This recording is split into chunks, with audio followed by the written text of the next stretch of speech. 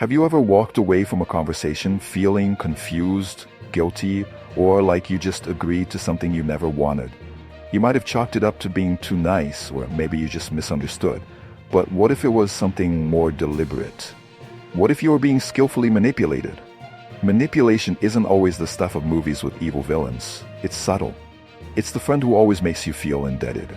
The partner who twists your words until you doubt your own sanity, or the boss who uses praise to pile on more work.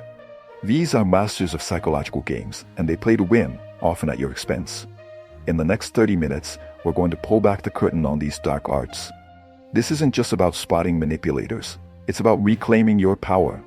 Stay with me because what you're about to learn will change how you see your relationships forever. Welcome to VF Growth Tutorials, your guide to unlocking your full potential. Today, we're diving deep into a topic that affects everyone, whether we realize it or not. The subtle art of manipulation. This isn't about learning dark psychology to use on others. It's about building an impenetrable defense. We'll start by defining what manipulation truly is, separating it from healthy persuasion. Then, we will expose the manipulator's playbook, breaking down the most common and damaging tactics they use, from gaslighting to love bombing. You'll learn to recognize the red flags in your daily life, at work, in your friendships, and even in your romantic relationships. Most importantly, we'll equip you with a powerful toolkit of psychological shields and communication strategies to not only deflect these tactics but also to build the mental resilience to become immune to them. This video is your complete masterclass in emotional self-defense. If you're ready to stop being a pawn in someone else's game and take control of your own mind, you're in the right place.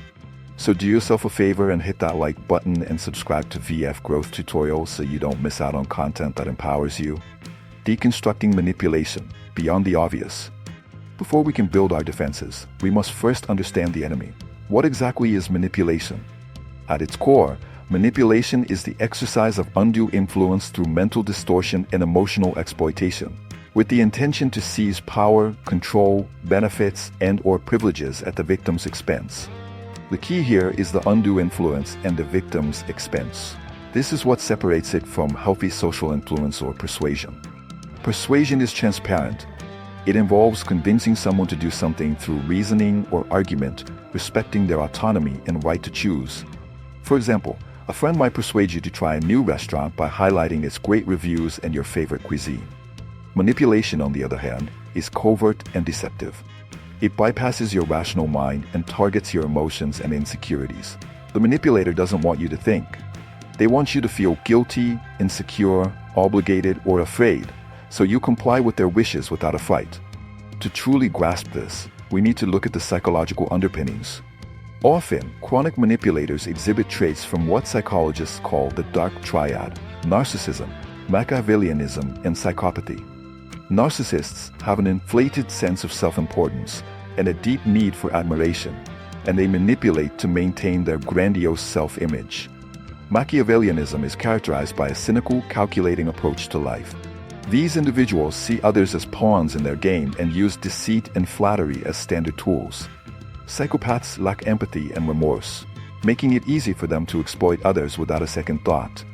You don't need to be a clinical psychologist to recognize these patterns.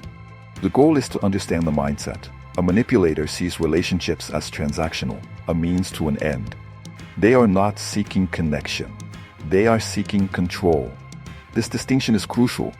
When you engage with someone, ask yourself, is this person respecting my autonomy? Is this a mutually beneficial interaction, or is it one-sided? Is their influence transparent or hidden? By starting with this foundational knowledge, you begin to develop a manipulation detector. You start to see the subtle currents beneath the surface of conversations, empowering you to identify when influence crosses the line into something far more sinister. This is the first step in taking back your power, recognizing the game is being played in the first place. The manipulator's playbook, common tactics exposed. Now that we understand the what and why, let's dissect the how. Manipulators have a well-worn playbook of tactics designed to disorient and control you. Recognizing these is like learning the enemy's battle plan. First on the list is gaslighting. This is perhaps one of the most insidious forms of manipulation. Gaslighting is a systematic attempt to make you doubt your own perception of reality. The manipulator will deny events that happened, twist your words, and insist you're crazy, too sensitive, or imagining things. They might say, "I never said that, you're making it up," or "You're overreacting again." Over time, the victim of gaslighting starts to question their own memory, judgment, and sanity, making them more dependent on the manipulator. Next, we have love bombing. This is common at the beginning of a relationship, whether romantic or platonic. The manipulator showers you with intense affection, praise, and attention. It feels incredible, like you found your soulmate or perfect friend. But this isn't genuine affection. It's a tactic to get you hooked and lower your defenses. Once they have you, the love bombing often fades, replaced by criticism and control, leaving you desperate to get back to that initial perfect phase. Then there's guilt tripping. This tactic leverages your conscience against you.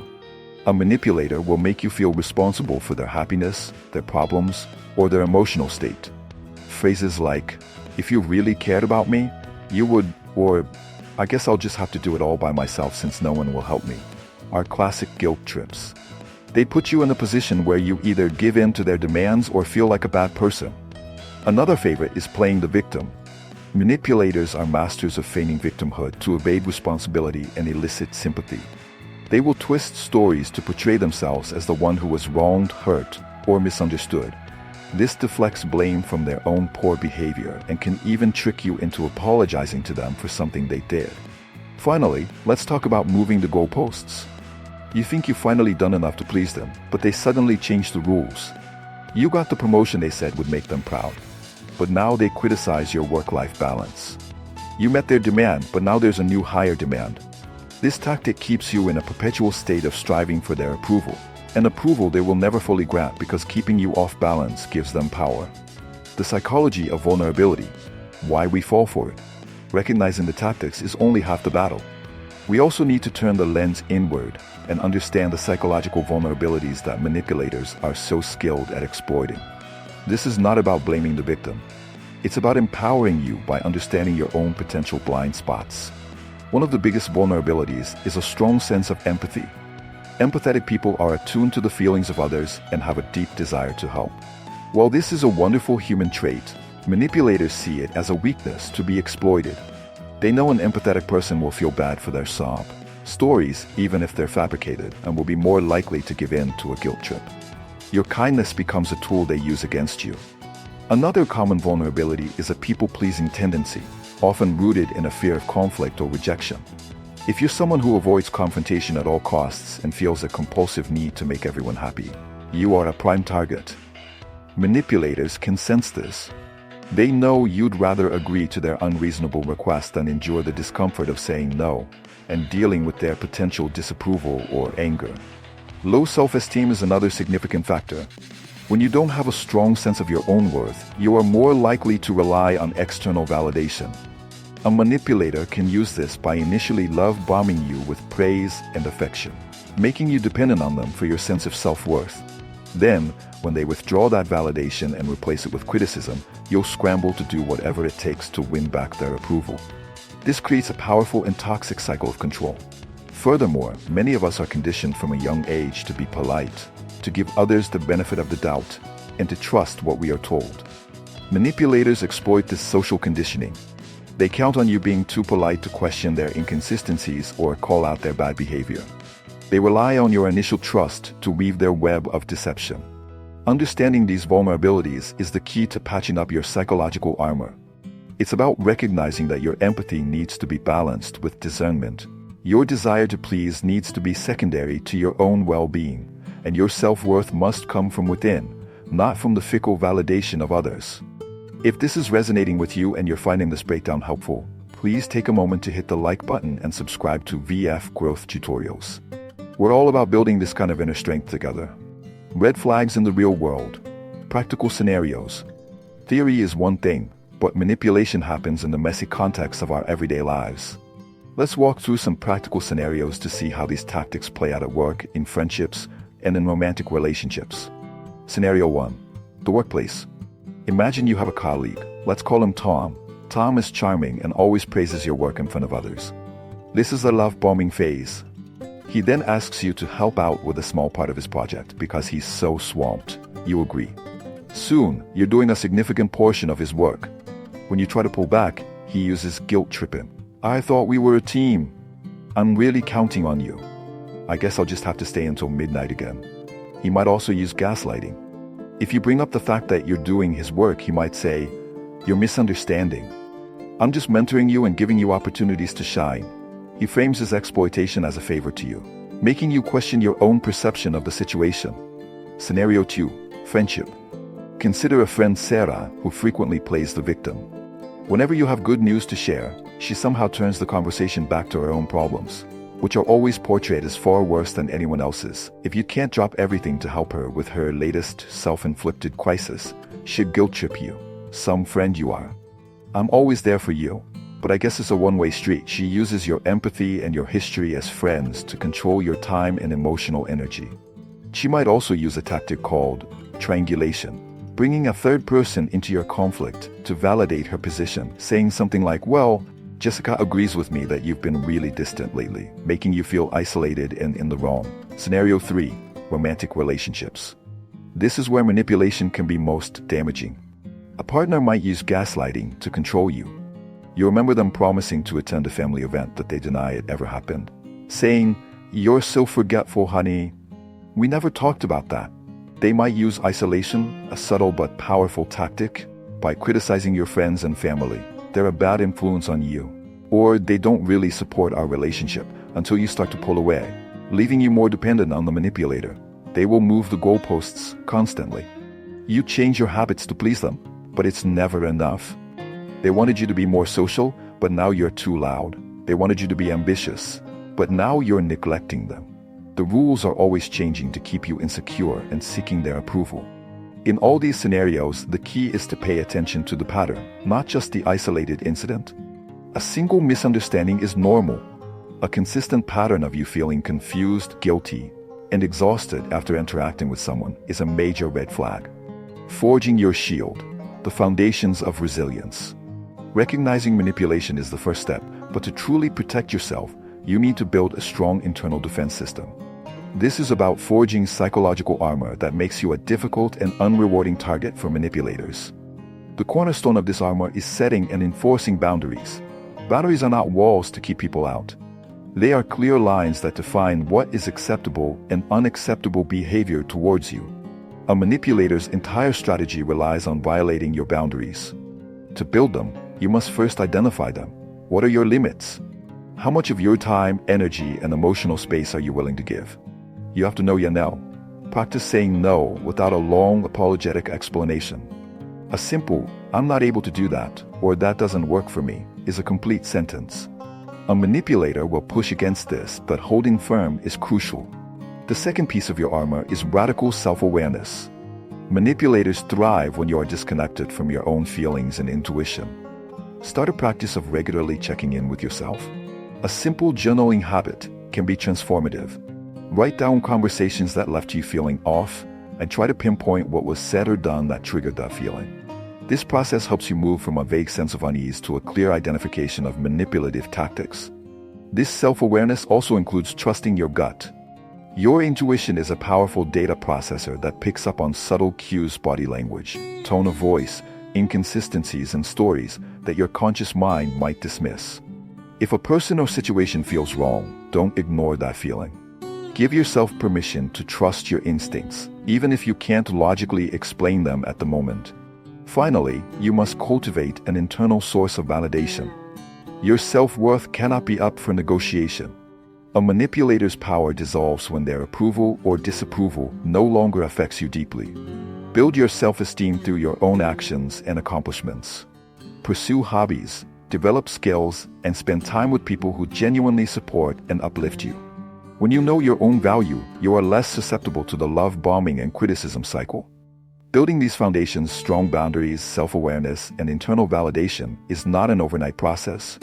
It requires consistent practice.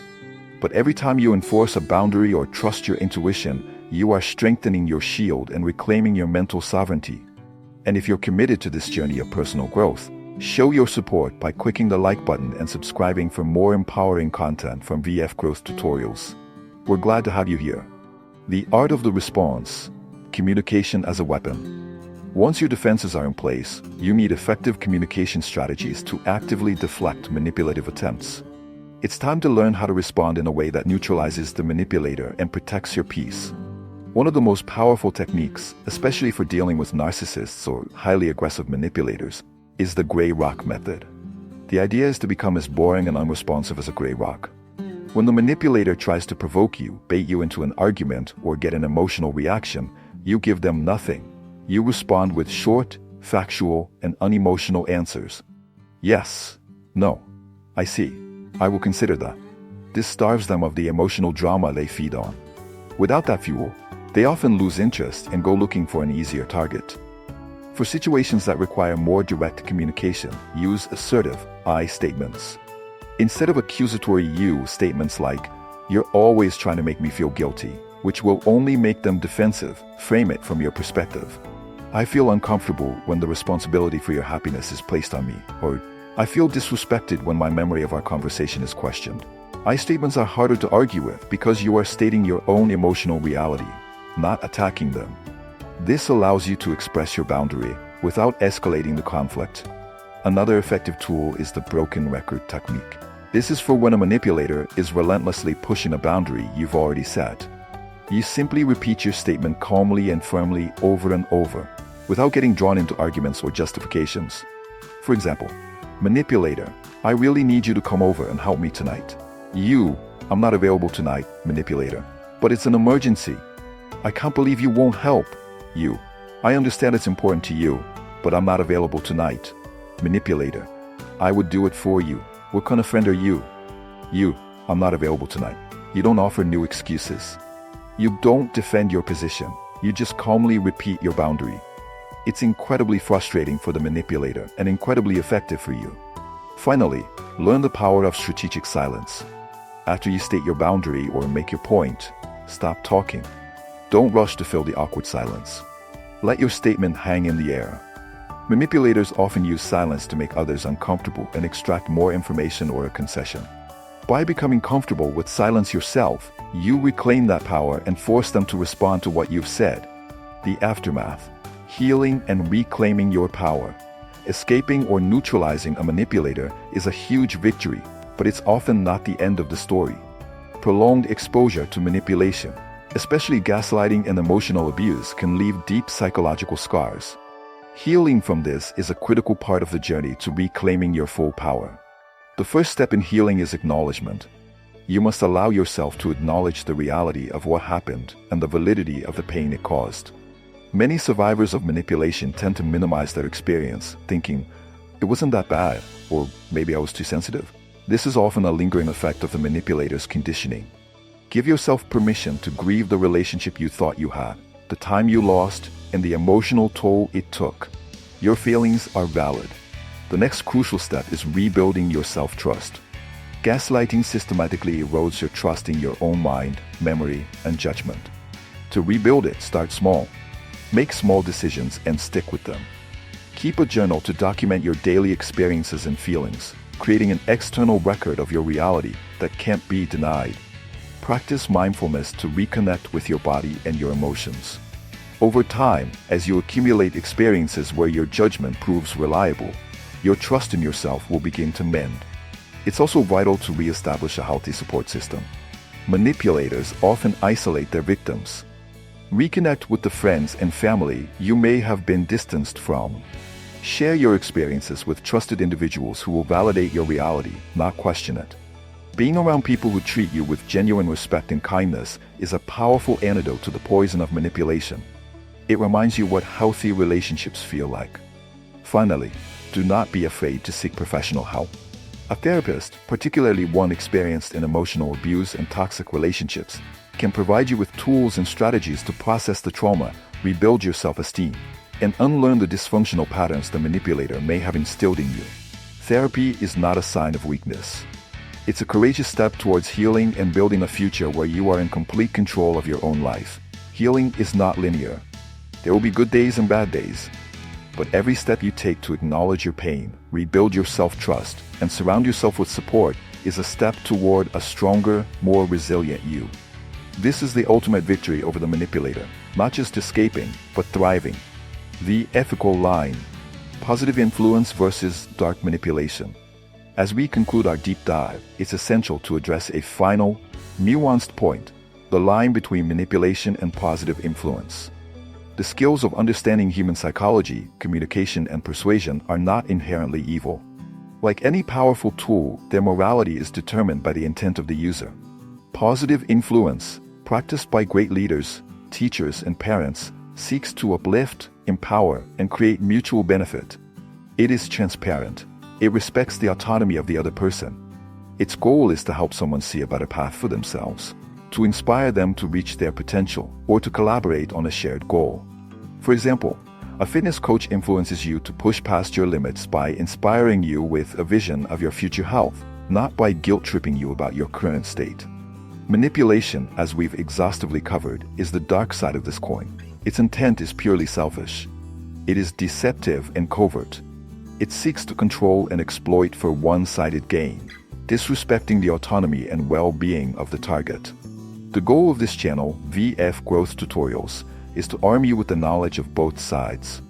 We expose the dark tactics not so you can use them, but so you can defend against them.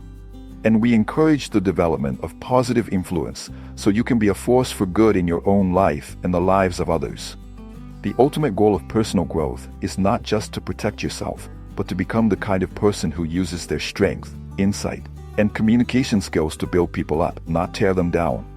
By understanding manipulation, you've taken a massive step towards securing your own mental well-being. By choosing to use your knowledge ethically, you contribute to a better world. Thank you for staying with me through this in-depth guide. We are almost at the end. Your attention and commitment to this topic are truly commendable. We've covered a tremendous amount of ground today. We started by defining the insidious nature of manipulation and distinguishing it from healthy persuasion. We then opened the manipulator's playbook, exposing tactics like gaslighting, love bombing, and guilt-tripping. We looked inward to understand the vulnerabilities that make us susceptible, and we walked through real-world scenarios to see these tactics in action. Most importantly, we've built a comprehensive defense plan, forging a shield of boundaries and self-awareness, learning communication techniques to neutralize attacks, and outlining the path to healing and recovery. The key takeaway is this: you have the power to become immune to manipulation. It starts with knowledge, which you now have, and grows with practice. Start today. Pay attention to the dynamics in your interactions. Trust your gut. Practice saying no. You are not powerless. You are not too sensitive. You are capable of defending your mind and your peace. If this video has empowered you, please help us empower others by hitting that like button, subscribing to VF Growth Tutorials, and ringing the bell so you never miss a guide. Now I want to hear from you. Share your experience in the comments below. Which manipulation tactic have you encountered the most? Sharing your story can help others feel less alone. And finally, if you know someone who needs to hear this message, share this video with them. Thank you for investing in yourself today. Keep growing.